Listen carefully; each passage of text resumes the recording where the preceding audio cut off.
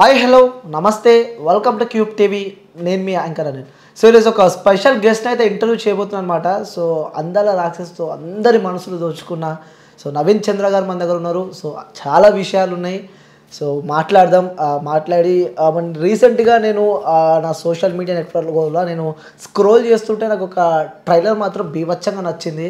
So ఏంటి ఆ trailer అని చెప్పి కూడా నేను వెళ్ళి ఓపెన్ చేశాను. సో లిటరల్లీ చెప్తున్న వ్యూయర్స్, మీరు అందరు నన్ను నమ్ముతారని చెప్పి తెలుసు, బట్ నేను జెన్యున్గా చెప్తున్నా. సో ఆ ట్రైలర్ మాత్రం నాకు బీభత్సంగా నచ్చిందనమాట. సో దాని తర్వాత ఆ సినిమా ఎప్పుడు రిలీజ్ అవుతుందో అని చెప్పి కూడా నేను వెయిట్ చేసి, సో లాస్ట్కి అది May 16th రిలీజ్ అవుతుందని చెప్పి తెలిసింది. సో మన ముందు నవీన్ చంద్ర గారు ఉన్నారు. సో మీ అందరికీ పరిచయం చేయాల్సిన అవసరం లేదు. సో చూస్తే ప్రతి ఒక్కరు గుర్తుపడతారు అనమాట. సో అన్నని ఇన్వైట్ చేద్దాం. సో అన్న నమస్తే. నమస్తే అన్న, ఎలా ఉన్నారు అన్న? బాగున్నా. So happy to see you అన్న.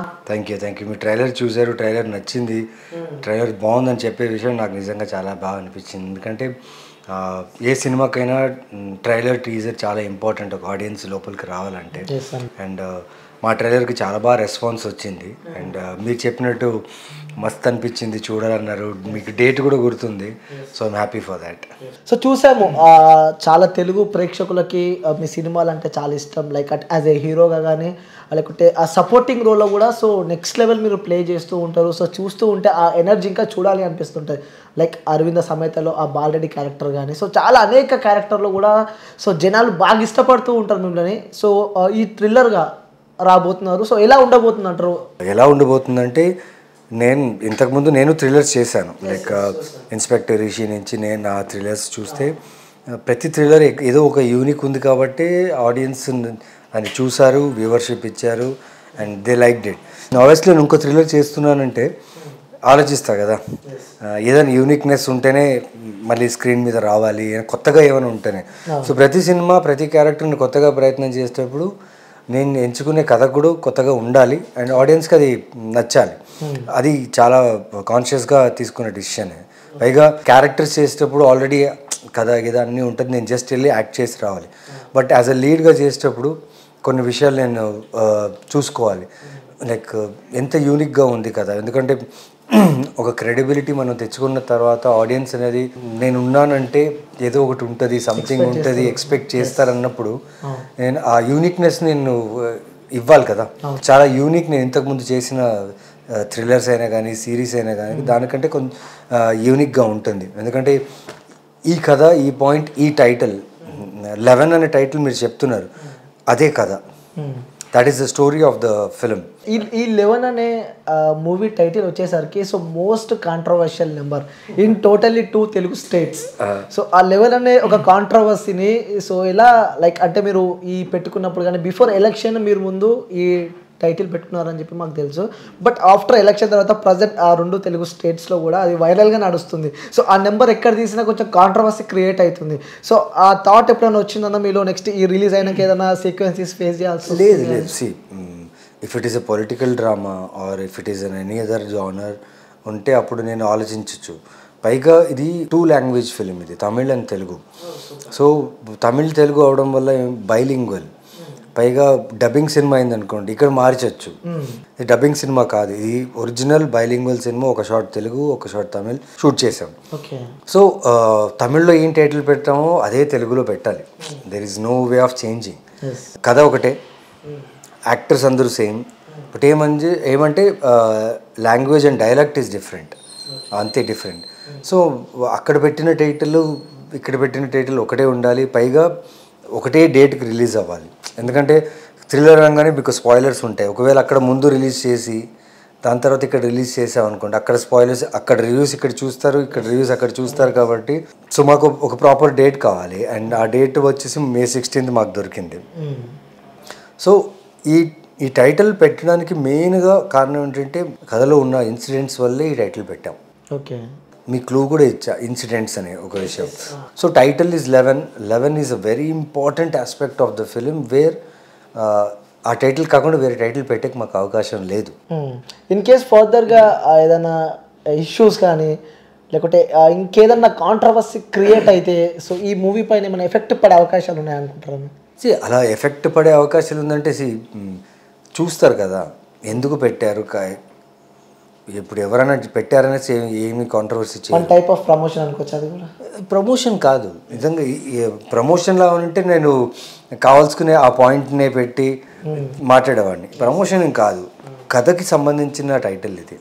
మరి ముందే పెట్టుకున్నాం, అది ముందే ఆలోచించాం, ముందే దాన్ని ఫిక్స్ చేసి రిజిస్టర్ చేసి అక్కడ అనౌన్స్ కూడా చేసాం. ఫస్ట్ లుక్ కూడా మేము ఎలక్షన్కి ముందే ఫస్ట్ లుక్ అనౌన్స్ చేశాను మేము. యాక్చువల్లీ మాకు ఐడియా కూడా లేదు.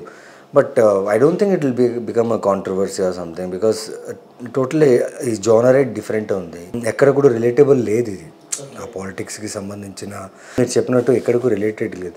ఒకవేళ ఎవరైనా అఫెండ్ అయినా వచ్చి సినిమా చూస్తే వాళ్ళకి అర్థమవుద్ది ఎందుకు వీళ్ళు 11 అని ఆ టైటిల్ పెట్టుకున్నారు. ఆ పెట్టుకోవడానికి కారణం కూడా మీకు సినిమా చూసేటప్పుడు తెలిసిపోతుంది. ఈ థ్రిల్లర్ మూవీస్ అంటే ఇప్పుడు ఆ 11 అనే నెంబర్కి నేను చెప్పొచ్చు, చెప్తే మీకు క్లూ దొరికిపోతుంది. ఒకసారి చెప్పొచ్చు. అదే కదా థ్రిల్లర్లో అదే కదా. అసలు మనం ఖచ్చితంగా ఏదో ఒక యూనిక్ పాయింట్ ఉంటేనే థ్రిల్లర్కి ఆడియన్స్ వస్తారు. ఆ యూనిక్ పాయింట్ పెట్టినప్పుడు ఆ యూనిక్ పాయింట్ రివీల్ చేయకుండా మేము ట్రైలర్ కట్ చేసి ఆడియన్స్ని రమ్మని చెప్పాలి అండ్ ప్రమోషన్స్లో చెప్పాలి ఇట్లా యూనిక్గా ఉంది అని చెప్తేనే. అంటే లెవెల్ క్యారెక్టర్స్ ప్లే చేశారు అనుకోవచ్చా ఈ మూవీలో మీరు ఎలా అనుకుంటే అలా. కొంచెం మా ప్రేక్షకుల కోసం మీరు మీరు మీరు ఎలా అనుకుంటే ఎలా. కావాలంటే మీరు ఇంటర్వ్యూ తర్వాత పోస్టర్ చూడండి, ట్రైలర్ చూడండి. దాంట్లో చాలా హింట్స్ ఉన్నాయి. దాంట్లో మా డైరెక్టర్ అయితే డైరెక్ట్ ఓపెన్గా వదిలేశాడు కథని, చాలా ఓపెన్గా చెప్పాడు. బట్ స్టిల్ మీకు ఆ సస్పెన్స్, ఆ క్యూరియాసిటీ ఏంటంటే ఇంకా ఉందంటే దెన్ May 16th వెళ్ళాల్సిందే పక్కా అంటారు. లైక్ ఈ థ్రిల్లర్ అనేసరికి కొంచెం ఏమనుకుంటారు అంటే సో అవే ఫైటింగ్స్ ఉంటాయి, సో అవే కొన్ని కేసెస్ ఉంటాయి, సో అవే చేసేయాలి. సో తర్వాత లాస్ట్కి ఎట్లాగో హీరో ఆఫ్ కోర్స్ హీరో అనే వ్యక్తి గెలుస్తాడు, లాస్ట్లో విలన్ అనే వ్యక్తి ఓడిపోతాడు. సో ఈ తెలుగు ప్రేక్షకుల మనసులో మాత్రం అవే ఉండిపోతాయి. బట్ మీ సినిమా చూడాలి అంటే ఎలా, ఎందుకు చూడాలంటే మీరు ఏం చెప్తారు ప్రేక్షకులకి? అంటే యూజువల్లీ థ్రిల్లర్స్లో ఏదో ఒకటి దాచి ఉంటాం, ఓకేనా. ఆ దాచిన దాని మీద టీము మేమందరూ చాలా కాన్ఫిడెంట్గా ఉంటాం. ఓకే, ఇప్పుడు ఈ సినిమా స్టార్ట్ అయ్యి నుంచి ఎండ్ అయ్యేదాకా మీరు ఆ గెస్సింగ్ మోడ్లో ఉంటారు. ఎందుకంటే థ్రిల్లర్ అంటేనే ఎక్కడో లేట్ బ్యాక్ ఉంటుంది. ఏం ట్విస్ట్ ఇస్తాడు, ఇక్కడ ట్విస్ట్ పడుతుందిలే, ఒక డైరెక్టర్ ఇలా చెప్తాడులే అంటారు. కానీ నేను ఛాలెంజ్ చేస్తున్నా, ఈ మూవీ చూసేటప్పుడు మీరు అవి డీకోడ్ చేయడానికి మర్చిపోతారు. ఎందుకంటే మధ్యలో ఒక బ్యూటిఫుల్ ఎమోషనల్ డ్రామా ఉంది. థ్రిల్లర్లో ఎమోషనల్ డ్రామా, ఓన్లీ ఎమోషనే కాదు, ఒక డ్రామా కూడా ఉంది. అండ్ అది మీరు ఇప్పుడు దాకా ఎక్కడ ఎక్స్పీరియన్స్ చేసి ఉంటారు. అది నా కాన్ఫిడెన్స్ ప్లస్ టెక్నికాలిటీ. అంటే నావి ఇంతకుముందు చేసిన సినిమాలు ఓటీటీలో స్ట్రైట్గా రిలీజ్ అయ్యి సిరీస్ అవన్నీ రిలీజ్ అయ్యి ఆ క్వాలిటీస్ చాలా బాగుంటాయి. బట్ 11 అనే సినిమా విజువల్లీ చాలా స్టన్నింగ్ ఉంటుంది. And the screenplay writing థ్రిల్లర్స్లో రైటింగ్ చాలా ఇంపార్టెంట్ అండ్ డీటెయిల్స్ చాలా important. And cat and mouse చేసి మీకు తెలిసిందే. మీ ట్రైలర్ చూస్తే ఎండ్ షాట్లో ఎవరైతే కిల్లర్ ఉన్నారో వాడిని పట్టుకొని వాడు ముందు ఆపోజిట్ కూర్చున్నాడు. వాడిని పట్టుకున్న తర్వాత సిచ్యువేషన్ ఏంటి. యూజువల్లీ కిల్లర్ దొరికితే వాడిని చంపేస్తారు, లేకపోతే పోలీసులు పట్టుకెళ్తారు. కానీ ఇక్కడ వాడు దొరికాడు. ఓకే, అంటే మా రియల్ లైఫ్లో మాత్రం హీరో అయితే పట్టుకుంటాడు. సో మీరు కూడా పట్టుకుంటారు సినిమాలో పట్టుకుంటా, ముందే పట్టేసుకుంటా. తర్వాత స్టోరీ మరి తర్వాత స్టోరీ కదా, తర్వాత స్టోరీ 11. ఓకే, సో ఆ 11 అనే పదానికి డిఫరెంట్ ఉండబోతుంది. సో మీరు చెప్తూ ఉంటేనే ఏదో సంథింగ్ ఇంట్రెస్టింగ్ ఉండబోతుంది. ఇంట్రెస్టింగ్ ఉంటుంది. ఎస్, రొటీన్ కాకుండా ఇంకొంత ఇంట్రెస్టింగ్గా మా తెలుగు ప్రేక్షకులు ఇవ్వబోతున్నారు అనమాట. ఓకే, సో అన్న అంటే వన్ డేలోనే ఇటు తమిళ్ అలాగే ఇటు తెలుగు ఎలా మేనేజ్ చేశారు? It's not easy. అది మనం ప్రిపేర్గా లేమనుకోండి, ఇట్స్ నాట్ ఈజీ. మన కథ ఉంది, కథ ఉన్న తర్వాత ఇంకో లాంగ్వేజ్లో చేద్దాం అనుకుంటున్నాం అన్నప్పుడు ప్రీ ప్రొడక్షన్ అనేది ఒక ఉంటుంది కదా. సో ఆ ప్రీ ప్రొడక్షన్లో ఏమంటే నేను, మా director, actors, production team, the whole department కూర్చొని డిస్కస్ చేసి దీన్ని ఎలా ఎగ్జిక్యూట్ చేయాలి. మెయిన్లీ ఇలాంటి సినిమాలు వచ్చేటప్పుడు బడ్జెట్ ఎక్సీడ్ అవ్వకూడదు అండ్ టెక్నికాలిటీ చాలా బాగుండాలి, క్వాలిటీ ఆఫ్ ద ఫిల్మ్ 100% బాగుండాలి. అండ్ ఇలా ఉన్నప్పుడు టైం కన్స్ట్రెయింట్ చాలా ఉంటుంది. అంటే ఒక యాక్టరు, ఒక టెక్నీషియనో, డిలే చేశారు అనుకోండి కాల్ షీట్ పెరిగిపోద్ది. And since you're doing 2 films, it's not 1 film కాబట్టి 2 ఫిలిమ్స్ చేసేటప్పుడు ఇంకా ప్రిపేర్డ్గా ఉండాలి. So pre production is very important. And మేము చాలా ప్రీ ప్రొడక్షన్ చేసి 100% we have given the best quality for what the script deserves. So అన్న ఈ మూవీ గురించి మనం మాట్లాడుకోవాల్సి వస్తే లైక్ డే టు డే లైఫ్లో చాలా మూవీస్ వస్తున్నాయి, చాలా మూవీస్ చూస్తూనే ఉన్నాం. లైక్ అంటే వచ్చినాయి లో బడ్జెట్ మూవీస్ అయినా సరే హిట్ అవుతున్నాయి. కొన్ని ఎంత పెద్ద హిట్ బడ్జెట్ ఉన్నా ఫ్లాప్గా మనం చూస్తూ ఉన్నాం. లైక్ అంటే ఈ టోటల్ తెలుగు ఆడియన్స్ అంటే ఒక్కొక్క సంబంధించిన ఆడియన్స్ డిఫరెంట్ ఉంటుంది టోటల్లీ. సో ఈ ఆడియన్స్ గురించి మీరు ఏం మనసులో పెట్టుకొని చేశారు ఈ మూవీ అంటే ఏం చెప్తారు? లైక్ అంటే తెలుగు ప్రజల గురించి అలాగే ఇటు తమిళ గురించి మాట్లాడుకోవాల్సి వస్తే ఆడియన్స్ గురించి మనం మేజర్గా మేము మనసులో పెట్టుకునేది అంటే ఇది కొత్తగా ఉంటుంది, వాళ్ళకి బాగుంటుందనే ఒక థాట్ అంతే. బట్ ఆడియన్స్ని అనలైజ్ చేసి మనం సినిమా చేసామనుకోండి, మనం అనలైజ్ చేయలేము ఆడియన్స్ని. ఏ ఇష్టపడతారో వాళ్ళు ఒక ట్రైలరో పోస్టరో ఏదో చూసే వాళ్ళు ఇష్టపడతారు సినిమా చూడడానికి రావడానికి. నిజంగా సినిమా బాగుంది అనుకోండి, వాళ్ళు ఇచ్చే వర్డ్ ఆఫ్ మౌత్ జెన్యూన్గా ఉంటుంది. అండ్ వాళ్ళు చెప్పిన ఆ మాటని నమ్మి టికెట్ కొని మళ్ళీ వెళ్తారు. సో నా గట్ ఫీలింగ్ ఏంటంటే ఈ సినిమా ఫస్ట్ డే చూసిన రోజు చూసిన వాళ్ళు ఆడియన్స్ షూర్గా they will spread this word. ఈ మూవీ గురించి మీరు చెప్తూ ఉన్నారు, మేము చూస్తూ ఉన్నాం కాబట్టి, సో ట్రైలర్ కూడా మనకు నచ్చింది కాబట్టి, సో అది కొంచెం పక్కన పెడితే మీ పర్సనల్ లైఫ్ విషయం. ఓకే రండి. యా, సో ఒక ఆర్టీసీ డ్రైవర్ కొడుకుగా మీ లైఫ్ జర్నీ స్టార్ట్ చేసి ప్రజెంట్ ఒక స్టార్ హీరోగా అలాగే సైడ్ క్యారెక్టర్లో కూడా ది మోస్ట్ అంటే ఒక క్యారెక్టర్కి పవర్ఫుల్ క్యారెక్టర్ ఉందంటే ఫస్ట్ వినిపించేది మీ పేరే. సో ఈ లైఫ్ జర్నీ లైఫ్ జర్నీ చూసుకుంటే ఏమనిపిస్తూ ఉంటుంది? ఎందుకంటే స్ట్రగుల్స్ ప్రతి ఒక్క లైఫ్లో స్ట్రగుల్స్ ఉంటాయి. సో స్ట్రగుల్స్ లేని సక్సెస్ ఉండదు. సో ఆ స్ట్రగుల్స్ని ఎలా ఫేస్ చేసుకుని వచ్చారు? సో మీ వెనక కూడా చాలా బాధగా ఉంది, మీ లైఫ్ కూడా చాలా డీప్ బాధలో ఉన్నాయని చెప్పి మాకు తెలుసు. సో ఎన్ని స్ట్రగుల్స్ మీరు ఫేస్ చేసి ఈరోజు ఈ స్థాయిలో ఉన్నారంటే ఏం చెప్తారు? స్ట్రగుల్స్ అంటే నేను చూస్ చేసుకున్న ప్రొఫెషన్ ఇది. ఓకేనే, ఈ ప్రొఫెషన్లో నేను వచ్చేటప్పటికే నాకు అది తెలుసు, ఇది తెలిసి అంటే ఎలా వర్క్ అవుతుంది, ఎలా వర్క్ చేయాలి. సో స్ట్రగుల్ అనేది పార్ట్ ఆఫ్ లైఫ్. ఓకేనా, అది మనం దాన్ని సింపతిగా తీసుకున్నాం అనుకోండి ముందు వెళ్ళాం.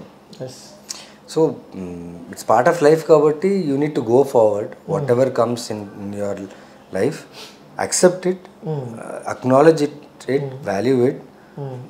మీ గోల్ ఏంటి? What you want to do? So my goal is like I want to be a part of good films. I want to be a part of good stories. I want to be a part of good characters. So నా goal అది.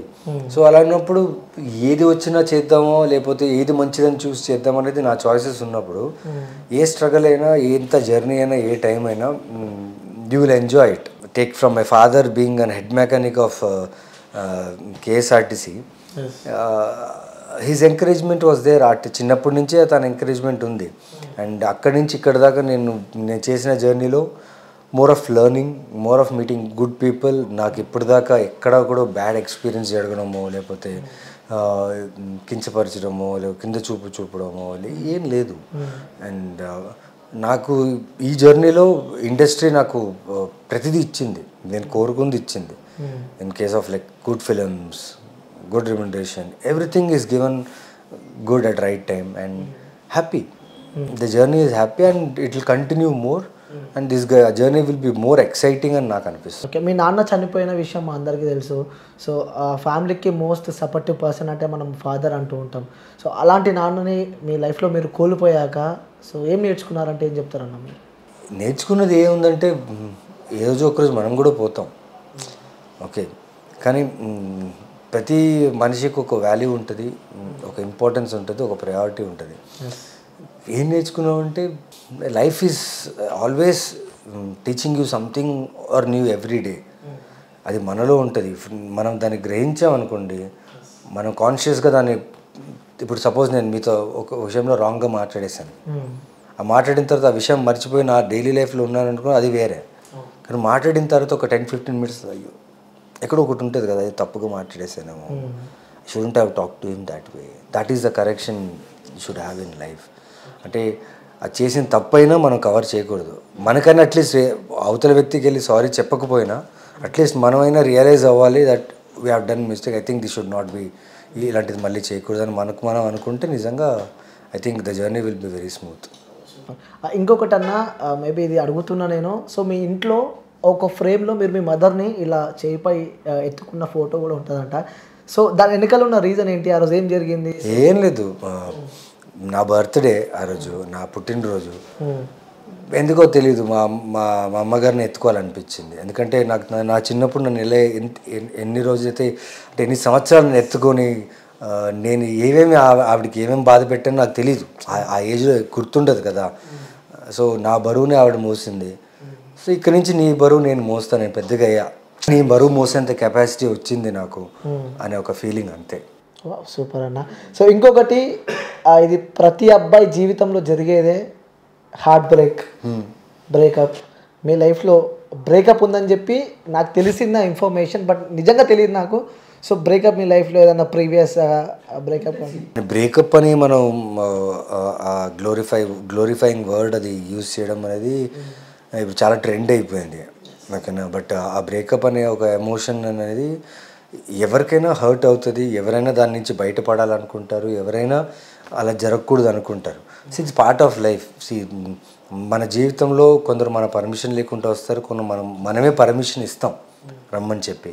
వచ్చిన తర్వాత వాళ్ళని మనం manage చేయలేకపోయాం అనుకోండి, అది ఓపెన్గా చెప్పి లేకపోతే కూల్గా మాట్లాడి సెటిల్ చేసుకుంటే సూపర్. ఒకరి టైప్ అది, ఇంకొకరు చాలా అగ్రెసివ్గా దాన్ని రచ్చ చేసే టైపు. సో ప్రతి ఒక్కరి లైఫ్లో ఏదో ఒక బ్యాక్లాగ్స్ ఉంటాయి, దాని తాలూకు మెమోరీస్ ఉంటాయి. బట్ నా విషయానికి వస్తే I'm happy whoever came in my life and they taught me a great lesson to lead a better life. So దాన్ని నేను బ్రేకప్ కన్సిడర్ చేయను. మనం పెరుగుతా లోకాన్ని తెలుసుకుంటా మనం ఎక్కడో తెలియని మనకు ఎన్లైట్మెంట్స్ అవుతూనే ఉంటాయి. ఆ టైంలో మీరు చాలా స్ట్రగుల్స్ ఫేస్ చేశారని చెప్పి నా లైక్ అంటే కొంచెం డ్రింకింగ్ అలవాటు పడుడు కానీ ఇలాంటి. ఎందుకు అడుగుతున్నా అంటే అన్న క్వశ్చన్, ఎందుకంటే డే టు లైఫ్లో చాలామంది అబ్బాయిలను చూస్తున్నాం, వాళ్ళ లైఫ్ని స్పాయిల్ చేసుకుంటున్నారు ఇలాంటి బ్రేకప్స్ కానీ. సో ఈ సిచ్యువేషన్లో కూడా వాళ్ళు ఏం తెలియక వాళ్ళ సూసైడ్ కూడా మనం చూస్తూ ఉన్నాం, అమ్మ నాన్నని కాదని చెప్పి. I'm not that weak hearted to get addicted to breakup అయిపోయింది లేకపోతే నా జీవితంలో ఏమైపోయిందని. I'm not that weak hearted to get addicted to something or someone. So నాకు నా లైఫ్ మీద, నా సెల్ఫ్ మీద నాకు చాలా కంట్రోల్ ఉంది. So I think alcohol breakup దానికి అలాంటి ఏ సంబంధం లేదు. I think you misheard it. But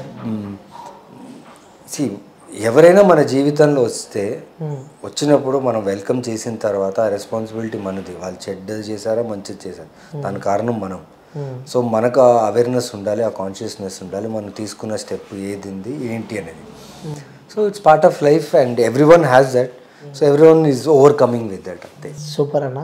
so చాలామంది తెలుగు ప్రేక్షకులకి బోత్ తెలుగు స్టేట్స్కి మీ అందాల రాక్షసి సినిమా మాత్రం నెక్స్ట్ లెవెల్ ఇష్టం అన్న. అలాగే మీ ఆ రోజు అప్పట్లో ప్లే చేసిన క్యారెక్టర్ కానీ, సో అందులో ఆ సాంగ్ ఏ మంత్రము అని చెప్పి సాంగ్ ఉంది కదా, అది కూడా మన ప్రేక్షకులకు చాలా ఇష్టం. ఒక్కసారి వాళ్ళ కోసం మీ నోటి నుంచి ఆ సాంగ్ ఒకసారి కొంచెం డిఫరెంట్గా పడాలి, మీ నోటి నుంచి వినాలని ఉంది ఆఫ్టర్ లాంగ్ ఇయర్స్.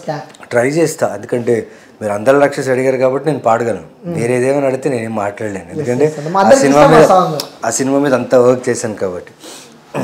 ఏ పాట కావాలి మీకు? అందరి లక్ష. ఓకే.